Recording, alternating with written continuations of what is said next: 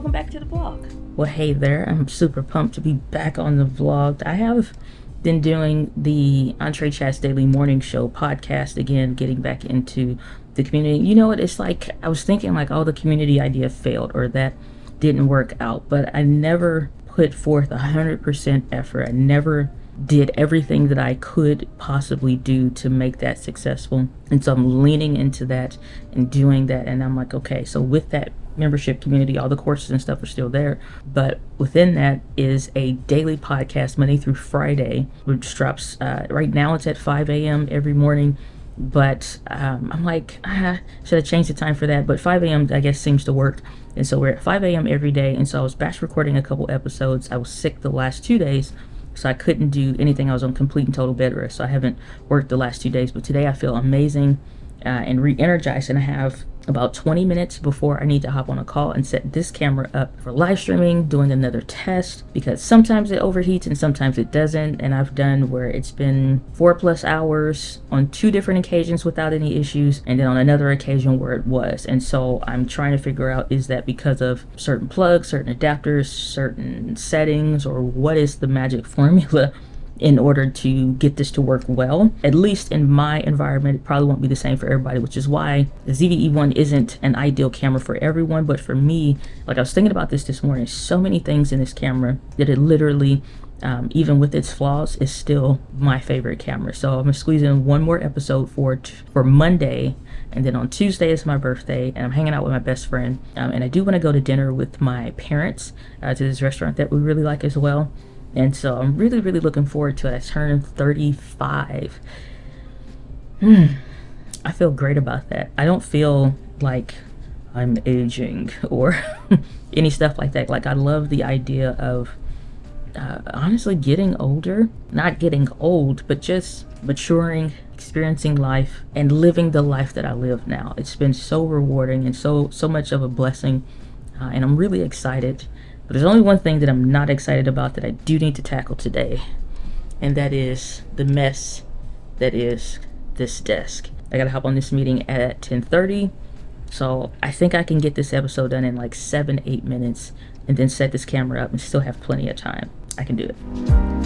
So I finished up my call with Ray. It went really well. Stayed on for about an hour, which is good, which I usually, for any calls that I'm having, I usually add extra buffer time after that call, just in case, because you never know how a conversation is going to go or what additional things that you need to address. So even though I have a set amount of time that I'll have a meeting in or whatever it's scheduled for, I always have a little bit of a buffer before and a little bit of buffer after the fact. And so I was sitting here, I was testing a new setting actively in that meeting just to see how long would the ZV-E1 go for in certain 4K settings when it is live streaming. Fortunately, it did last throughout the call, but I noticed on the tail end of that hour-long call, which is, I was not in 10-bit, but I was in a high 4K bit rate in H.265 still, and then the 4K output. So I've been constantly testing to see what the sweet spot of settings is on this camera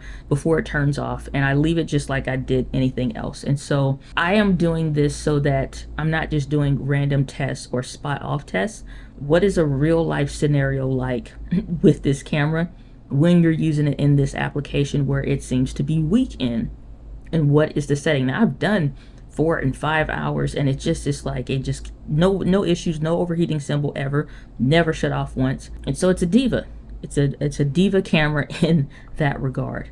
And I was sitting here and I was like, okay, thinking of like what other settings and stuff should I try, because there's a lot of mix and match combinations that you can do on this camera. Now, I know most people are thinking like, why spend $2,200 on a camera that has different challenges? And obviously no camera is perfect, and that's no way to pacify what you would expect at this price range for what this camera can do, especially if it's advertised to do X, Y, and Z. And most calls aren't necessarily 30 minutes. You need it to be able to do whatever it is. And if it's the only camera that you want or need or whatever the case is, it should be able to hold it. And so you have a camera like this, and at its best settings in the camera, you can do that and set this camera up all day and never have an issue. on the ZVE10, but that's not the case for this one. And I think it's because we've kind of hit this point with cameras where, yes, they can add the features that everybody's been asking for years to them, but what's the trade-off? Uh-oh, unplugged my heating pad. Gotta get that. Oh, yes. 2 heat settings. Oh, I did it again. 2 heat settings. Bees Knees Hall of Fame. Turn it on, different vibration modes, then the heat setting, but I just unplugged it because I am too far from the cable. Yes. So what I find extremely interesting now is that we probably are in this season of your camera needs a built-in fan, or it's going to need an external one in order for it to do all of these different settings, or it's going to be a much bigger package in order for it to still be built into the camera without having heat. That's at least what I'm thinking, because it makes no sense for a brand to produce a camera that has overheating issues and then have that moniker again, like Sony already got away from our A6300 and 6500 cameras, because those cameras were known at 4K to have overheating problems. Then the A6400 came out and it was completely resolved. And all the cameras moving forward, everybody's been doing overheating tests, but the camera hasn't initially been overheating, if that makes sense. Now, some people are going to look at a camera like the ZVE10 and say it's the best bang for buck, and I agree. I am one of those people that will probably be making that video shortly, because it is a fantastic camera. Simply just having a fully articulating screen to do exactly what you need. Maybe it's not touchscreen completely, but you can touch the focus. You have incredible autofocus, eye autofocus, you name it, this camera has it. But there's a few things, not even a few things, there's quite a bit of things that I have not talked about in videos on the main channel, and I'm not going to leak them on this channel. But even me sitting before I started recording this next segment of the vlog, and I'm like, what is this? I'm going through the menu because I like to spend time in the manual and I like to spend time in the camera, just getting more familiar with it. They're not charging you $2,200 for a subpar ZVE 10 in the ZVE 1. That's what I think that's what a lot of people think. It's just like, oh, it's just a full frame ZVE 10, and it's not in that sense. A lot of features will make you think similarly, and in a way I guess it kind of is though too, which is contradictory to what I just said, but you're getting a lot of the benefits, fun, simplicity, creator-centric stuff from this camera in this camera, plus a ton of other things. And so when you are looking at the menu in here,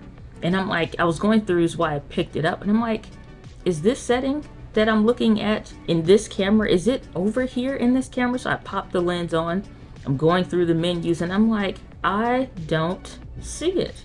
I'm not seeing it. It's nowhere to be found on here. The next step I'm going to do is test it and look at it in the manual just to make sure I didn't miss it. Now, sure enough, I looked it up in the manual for the ZVE10 comparative to the ZVE1's manual, and the camera does not have the feature that I just learned about on this camera.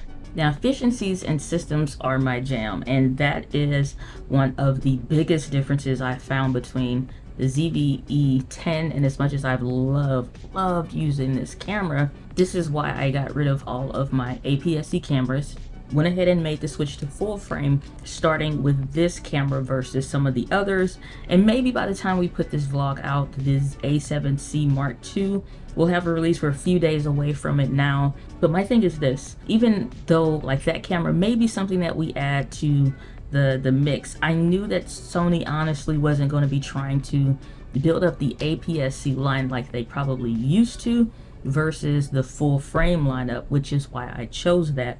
And it's a lot of efficiency stuff and tools that I'm actively using that is only something that you would see behind the scenes. And obviously I will put this in a vlog at a later date, but I just want to make sure I get the videos out about it first and then add those things in. But there's so many different things that are in this camera, and I'm just like, I swear this is my favorite camera. Like, I'm just saying this to myself as I'm using it for other things, and I'm like, man, I really love using this camera. It's so fun and it's so inspiring. And sometimes when it comes to purchases for your business, or it comes to purchases that you need to make, some things aren't that sexy, like an SD card, or you know, it could be a little ball head, a little mini ball head that you need to serve one specific function. And so it's not necessarily what you buy, it's why you're buying it and what value it's providing and what it makes possible, which makes all the reason that these 2 packages that I got, in addition to some other things, that much more important to buy. I made an investment in my efficiency because it's not necessarily something that you can't live without, but I think that purchases should serve a purpose other than just because they're cool. And that's what these are. Little Falcom quick release plate. And I haven't talked about this on the channel yet, but they sent in some gear, some really nice stuff, some things that I'm including in a giveaway, and they converted me to their F38 quick release plate system. And if you've been around my regular channel for a while, then you know that I love using the Ulanzi quick claw system. So they sent me enough for me to replace all the other stuff, but I needed one more for my stand that I used back there, my tripod 2.0, so that when I'm working in the office or even I take it off of there. And I have an Arca Swiss ball head, real small one for my travel tripod, but I still will probably take it off of there when I'm traveling and take this one with me so that I can use it, and it's just really handy.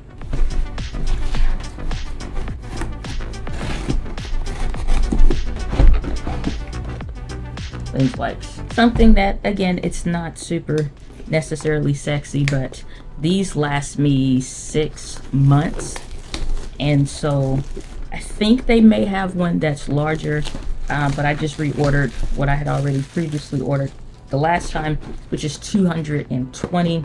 And these are awesome because it's not just for your lenses, it's for your glasses. So these are almost everywhere.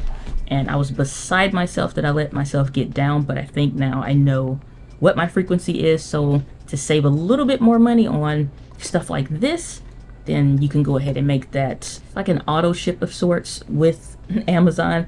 So it knows to go ahead and automatically reorder all the stuff that you want when you're doing what you're doing without you having to be involved. Again, efficiency.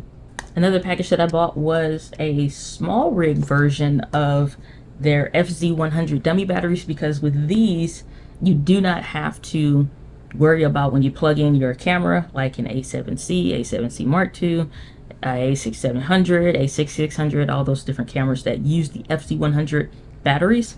The cable is longer. I trust the brand to produce good quality products because they've been around for a while. So, you know, small rig is vetted, and you don't get that notification that this is a third party such and such and we can't be held liable, all that stuff. You don't get that message with these. So this was something else that I ordered too. Quick release there. Then I have one here.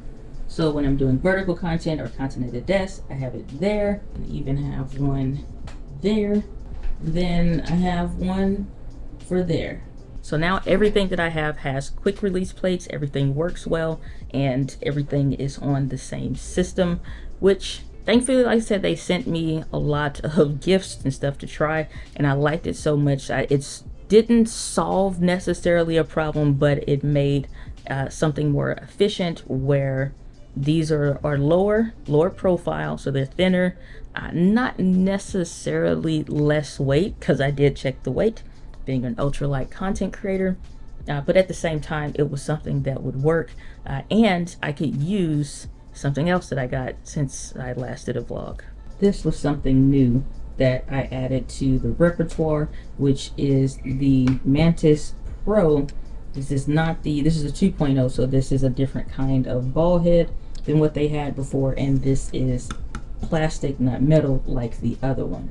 So this doesn't bother me at all that this is some parts metal and some parts plastic, because again, ultra lightweight, and it's so much lighter and taller than my Manfrotto Pixie that I've been rocking with, I think since around 2019 is when I ordered it, and I absolutely love that one, but it sits kind of low, so when I'm at a table or something, it's this kind of angle instead of it being more like this, and this one's taller. And with the camera, the lenses and stuff, and it being full frame, it becomes even wider. And so that's amazing. And so this can fit the F38 system. So that is what I went with, and why I was like, based on the tripods and my online assessments, that's why I went ahead and switched to the Mantis Pod 2.0. So that way it would be taller, so it sits more normal. It would literally kind of sit right here instead of it sitting down here, and then I have to tilt up, kind of like we've been doing in other vlogs. Then I'd have to sit it on the computer to get more height, and it just becomes annoying. But right now I need to close some loops, take care of these post-it notes that have been piled up on my desk. I thought I was going to rearrange this desk so that things work, or at least sit differently. But if I move this underneath here, move these over to here, then that just means I'm going to have to lift this up, or it sit here or something like that, in order for me to use it. And then this still takes up quite a bit of space. It's things like that, efficiency wise, that just don't seem like that big of a deal until it becomes a big of enough deal. But I think I just need to get these papers off my desk, take care of the post-it notes, and then I'll be good.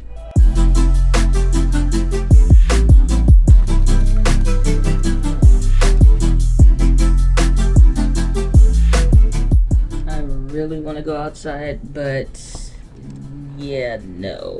We've had these excessive heat warnings all week. It's literally like a sauna outside, and you have to add on the fact that we get humidity. We get hell hot humidity here in St. Louis, and I have so many videos that I want to do in a vlog style format, and I would either have to go to a big enough venue, someplace that has air conditioner and enough space that I would want to do it, and it not be, not necessarily distracting, but not necessarily an issue to record there, versus like, think of like an IKEA. It's hella big, and you think, oh, let's just go to the mall. Our malls are basically closed. We have like one, maybe two, and it's just like a dead issue. Plus you also have security that's like, you can't do such and such, and so it just becomes a waste of gas. So, and then I'm thinking of one spot that could work, but at the same time, it's a hell hot heat outside. I need to get brakes on my car. I got so many ideas that I want to do in different environments, but I'm gonna have to lock down and do so many ideas that I have outdoors, probably indoors. Won't be as fun, but maybe this weekend opens up some doors, hopefully. Time to make a quick video back here, and this tripod 2.0 that I was talking about, that I want to put this on, and I'm in love with these quick release plates, and they're small, tiny. I think this is going to be a really good long-term relationship.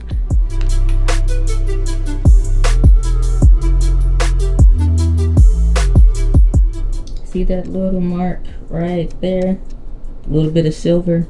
That is so I do not have to worry about what height should be at, depending on where I'm sitting at. Efficiency in action. So finally just finished recording a video for the channel. I have the podcast that I need to record just to get ahead. That'll put us 2 weeks ahead, maybe one more, but my food is already here. It's sweating in the back. Got my chicken teriyaki full of vegetables. And I found something that's probably not great, since I just cleared all those post-it notes. More post-it notes. I thought I was done. Sometimes it just doesn't go the way you think it is, and there's a surprise around the corner, but I'm cool with that. See you in the next vlog.